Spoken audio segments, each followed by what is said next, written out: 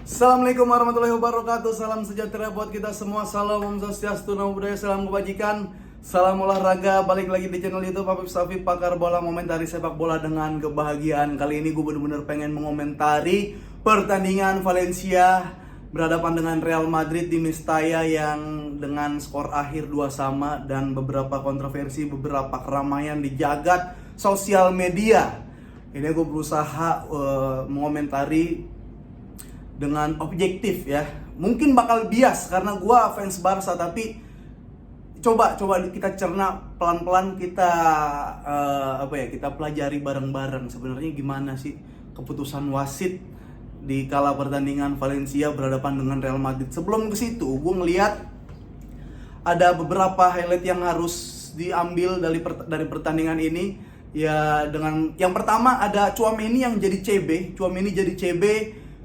Wah, itu gua keren banget. Ancelotti bisa kepikiran kayak gitu ya. Sebenarnya kayak bisa aja kayak Yaya Toure waktu di Barca dijadiin back ketika Liga Champions. Karena badan Tchouaméni juga kokoh, gede gitu, dan bisa winning ball-nya itu cakep. Presentasinya menang mulu ketika dia duel. Jadi ini salah satu senjata lagi, strategi lagi dari Ancelotti. Ditaruh Tchouaméni di belakang, Camavinga main, biasanya dia main di tengah, tapi Tchouaméni di belakang. Jadi ketika attack, Madrid bisa meninggalkan Rudiger di belakang dan ada Tchouaméni dan cross seperti biasa, metronom, lebih deep lagi, umpan-umpan. Jadi ini suatu hal yang menarik lagi dari Real Madrid, mungkin senjata nanti bisa dipakai. Dan ada lagi cedera yang dialami, bukan cedera sebenarnya, insiden yang mengerikan. Cedera dialami oleh Diakhaby ini pemain dari Valencia yang sebenarnya ini dia dalam seluruh pertandingan sebelum dia ditarik keluar karena cedera itu main bagus banget. Rapih banget, rap banget, disiplin banget. Sesekali dia membantu serangan dari Valencia, tapi harus diakhiri dengan, gue nggak tahu, kayaknya patah ya. Gue nggak ngeliat fotonya after insiden, tapi videonya selalu diputer karena Tchouaméni terdorong oleh si pemain Valencia, akhirnya jatuh. Dan ada beberapa gelandang dari Valencia yang berkelas banget walaupun masih muda. Itu prospek banget buat Valencia ke depan. Dan kartu merah Bellingham, Rudiger after match ini sebenarnya harus diperbincangkan juga, karena setelah pertandingan terus kasih kartu. Ada juga sebelumnya pertandingan gitu, tapi layak apa enggak gitu, nanti kita bahas. Dan gol yang dianulir dan tidak disahkan oleh wasit setelah peluit ditiup, itu sebenarnya gol apa enggak, gue akan bahas. Dan gue akan disclaim dulu bahwa ini pasti gue bakal banyak yang nggak setuju, pasti gue bakal banyak yang nyerang, tapi ini yang pengen gue ungkapkan di match Valencia Real Madrid ya. Karena sebenarnya ini secara kualitas pertandingan seru banget. Kalau bisa dibilang imbang mah imbang gitu. Valencia juga dilepas Gattuso, setelah pelatih baru masuk, kayak beda aja, lebih ngotot, spiritnya lebih kelihatan, dan transisinya juga lebih kelihatan, strateginya juga lebih tahu gitu, karakternya ada. Lu ngapain ketika diserang, lu ngapain ketika mau nyerang, itu lebih ada. Jadi sebenarnya secara kualitas pertandingan seru, cuma memang ada beberapa keputusan wasit yang kontroversi. Ini yang mau gue bahas. Oke. Pertama, yang rame tuh di media sosial adalah gol dari Bellingham yang dianulir. Nah, coba deh, lu yang nonton langsung nih, lu protes bahwa kita dicurangin sama wasit, dan sebenarnya itu harusnya gol. Walaupun udah lewat tuh dari menit extra time-nya udah lewat, dari extra time, injury time-nya udah lewat, tapi Madrid posisinya lagi nyerang ya. Dan akhirnya peluit ditiup, gol tidak disahkan. Oke, kalau nonton langsung, ini gue ngelihat pribadi ya, ini dan pendapat gue, silakan nggak setuju nggak apa-apa. Gue ngelihat nih, memang peluit ditiup, tapi sebelum ditendang, sebelum di crossing oleh Brahim Diaz, ya ini tambahan waktu yang udah lewat waktunya. Ketika ada bola scrimmage di situ, bola mental, Brahim Diaz dapat, terus ditendang, Bellingham nyundul. Kronologinya seperti itu. Tapi kalau gua nonton, yang gua tonton adalah ketika bola scrimmage udah hilang, dapatlah Brahim Diaz. Ada beberapa pemain Valencia yang udah protes waktu habis. Dan di situ memang udah habis waktu. Wasit niupnya peluit akhir kan kayak 2 atau 3 kali ya. Prit. Tiupan pertama wasit itu seingat gua bola belum ditendang sama Brahim Diaz. Silakan nggak setuju. Tapi masalahnya peluit akhir kan nggak cuma sekali, ada prit. Silakan lu nonton replaynya lu tonton. Ketika ditiup pertama, bola belum ditendang. Nah, ketika wasit udah seperti ini, dia lanjut lagi niup peluit akhirnya. Prit. Jaraknya memang terlalu lama. Tapi memang ada tiupan sebelum Brahim Diaz nendang. Dan ada tiupan setelah bola udah di udara. Dan akhirnya bola masuk ke gawang. Seperti itu, makanya diprotes. Kok bisa bola lagi di atas tapi ditiup? Kalau mau tiup sebelum ditendang bolanya. Nah, gue gak mau belain wasit. Ya, gue bakal kesel dari berbagai pihak mah bisa, dari perspektif manapun. Tapi yang terjadi memang ketika bola sebelum ditendang emang udah ada peluit. Dilanjutin lah sama Brahim Diaz, ditiup lagi di atas, prit, Bellingham sundul. Itu yang terjadi sehingga terjadi gol. Nah,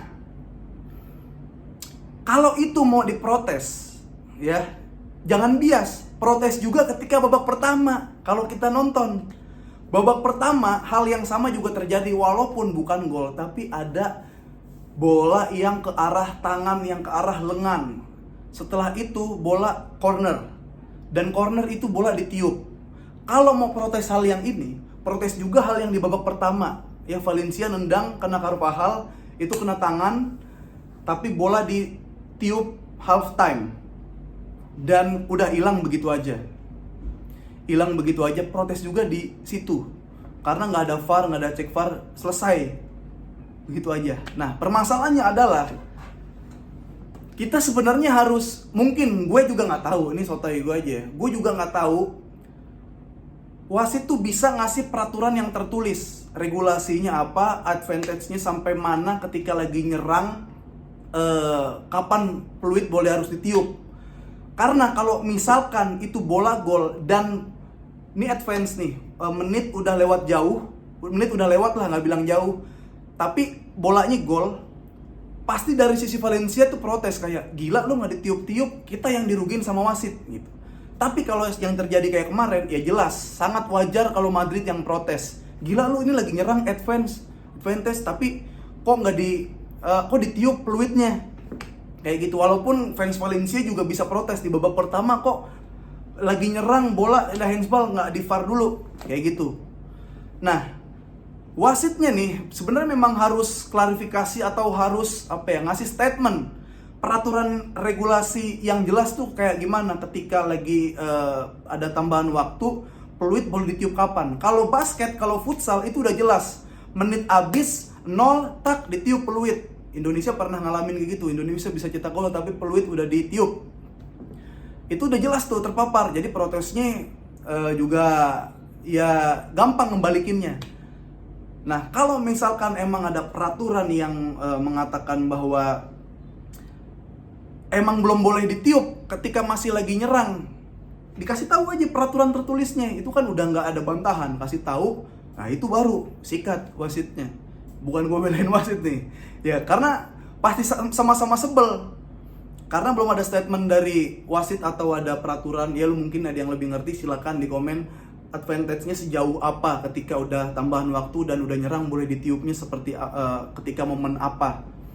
Ya gitu. Karena setahu gua sebelum ditendang peluit pertama akhirnya udah ditiup.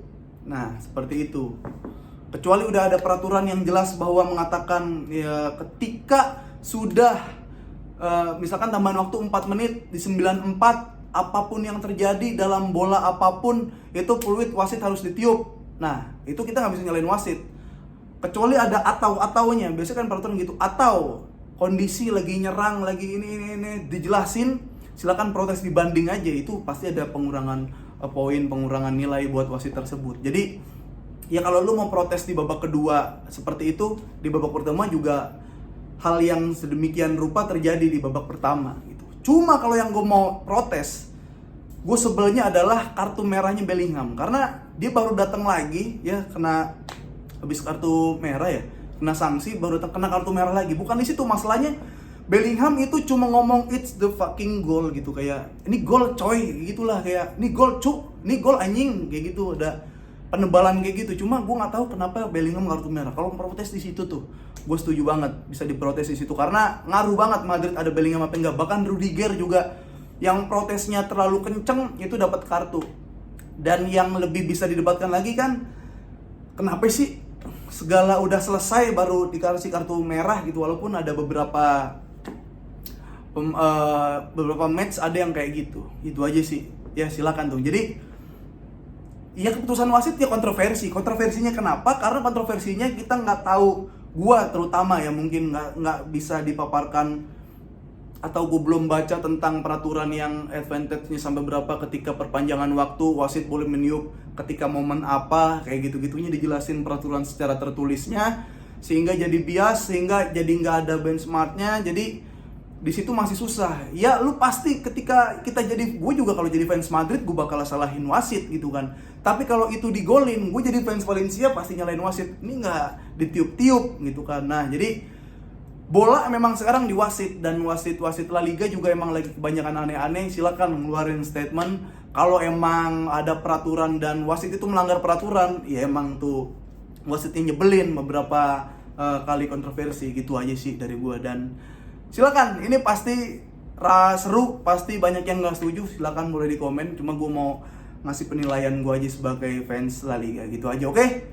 Dan semakin seru La Liga karena Barcelona gagal memepet dan memangkas jarak dengan Real Madrid, oke? Sampai ketemu lagi di Pakar Bola, Momentari Sepak Bola dengan kebahagiaan.